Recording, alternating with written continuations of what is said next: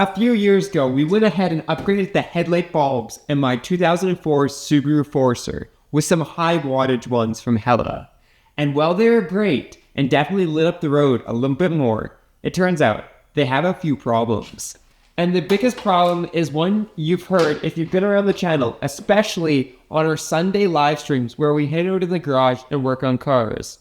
And it's that these plugs right here have started to melt. I've already had to replace one on this side with a new pigtail, and well, this one has decided to melt as well. Not only do the melting bulbs make it impossible to change the plugs, but as the bulbs melt, the connections weaken and eventually cause the headlights to flicker or fail completely. And that's why today we'll be addressing both issues. First, with the ceramic plug that won't melt when we're running high wattage bulbs. And while talking about bulbs, we're actually going to be changing those out because I want to do a little bit of testing. We're going to be replacing the factory halogen bulbs with some LED ones. Not just any LED ones, but bicolor LEDs that should allow us to use both yellow and white light in our housings. Now you're probably saying, why didn't you just run LEDs in the first place? And if you've been around the channel for a while, you might know that I like to keep this car period specific. That's why we're running big halogens on the front of it, rather than going with some smaller, slimmer, and brighter LEDs. And because of that, halogens do make a little bit more of a warm glow, rather than your typical LED lights. That's why I'm excited to try these bicolor LEDs out, and hopefully tune it so that we can get a light that resembles at least a little bit HIDs, while having an overall brighter lighting. And let's go ahead and tackle this side first, because this is a side I know has melted, and well, one that's going to be needing replacement. Thankfully, because we don't have the Subaru factory airbox anymore and we got our circle, it's actually really easy. We have lots of room to work with. If you have the factory Subaru airbox that kind of runs in here and then goes to the fender here, you're going to have to remove that to get to this light. But for us, it's as simple as, well, trying to fight this out and snipping your wires, attaching a new plug, and we're good to go. And well, you could say that is pretty melted. You can see that it actually melted the pieces of the connector onto the bulb itself, and then melted onto the bulb, making it pretty much impossible to pull that off any other way than just to rip it apart. I needed this base, and that's why I did that.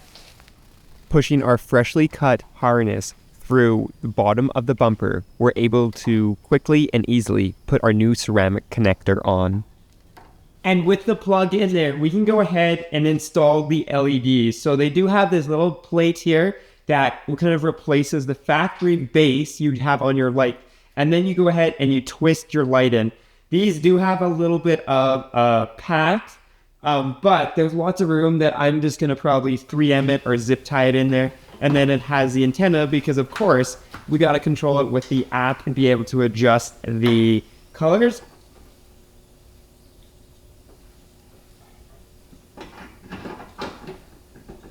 And of course, with the one light installed, we got to go ahead and key on the car to see exactly what it looks like. I'm not going to connect the app yet because you're going to just have to wait to see what it looks like when we're able to control it. But I do want to see the brightness compared to the high wattage versus the LED light. So let's do that.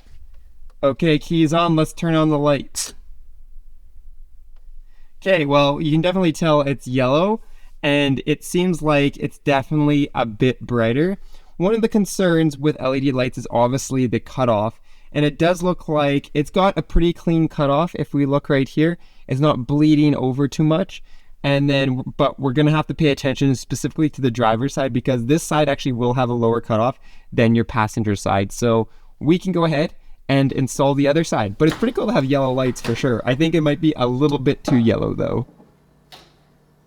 And after doing the exact same thing on the other side, cutting the wires, putting on the new harness, and then eventually connecting our LEDs and putting them in, while struggling a little bit because the battery is located there, we finally got all the lights in.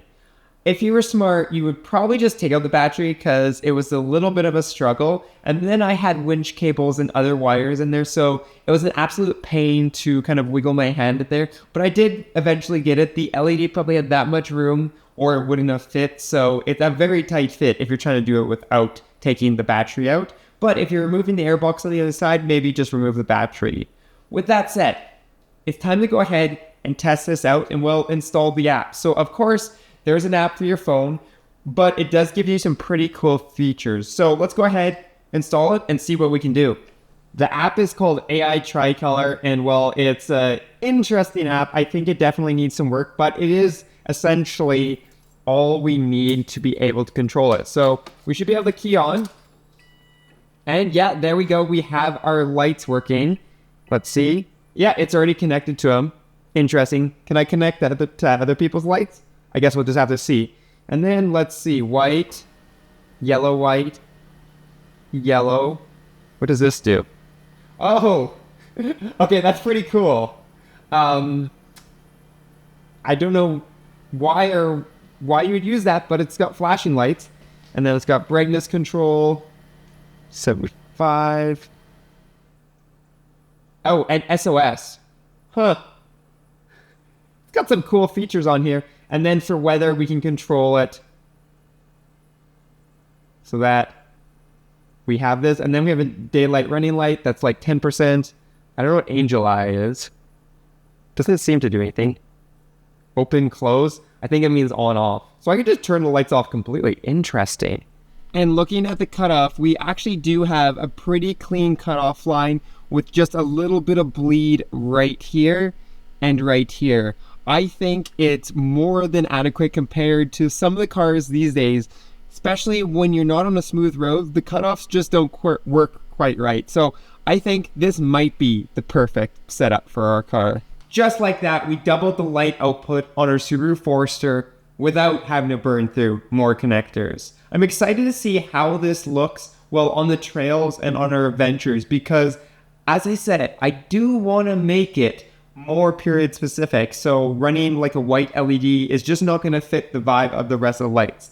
I do know the halogens do have more of an orange tinge, where these have more of a yellow tinge. So I'm hoping maybe we can fine tune that and get it to fit quite right. So let me know down below if you would install these in your Subaru or if you're looking for something familiar. And while you're down there, don't forget to go check out Flat for Off-Road to get lights exactly like this for your off-road Subaru and other adventure-ready Subaru parts, as well as the channel memberships for, some exclusive perks and behind-the-scenes content of adventures that I don't actually post on the videos.